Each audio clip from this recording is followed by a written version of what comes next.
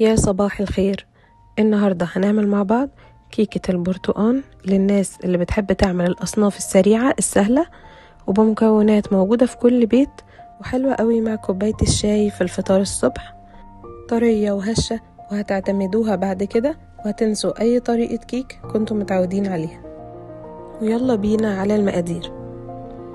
معايا 3 كوبايات دقيق منخول، كوباية ونص سكر، كوباية زيت، وكيس بيكنج باودر حوالي 20 جرام، معلقة كبيرة بشر برتقان، و5 بيضات، وكوباية عصير برتقان فريش، وما ننساش الفانيليا. أول حاجة هضيف الزيت وعليه السكر وأقلبه لحد ما حبيبات السكر تدوب نوعا ما مع الزيت. بعد كده هضيف كوباية عصير البرتقان وأقلبهم بالمضرب، وبعدها البيض.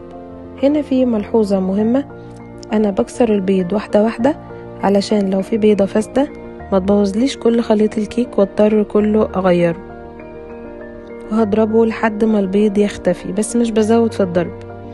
وما ننساش طبعا الفانيليا. بعد كده هجيب المكونات الجافة زي البيكنج باودر وبشر البرتقان وأخلطهم مع بعض وأضيفهم على خليط الكيك وأقلبهم لحد ما القوام يتجانس معايا.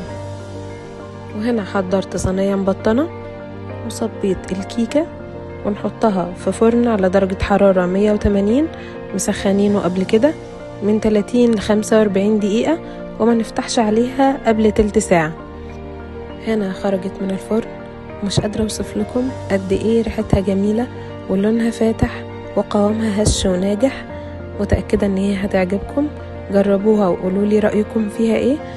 استنوني الوصفة الجاية، ما تنسوش اللايك والشير والاشتراك في القناة. كان معاكم ندى جمال.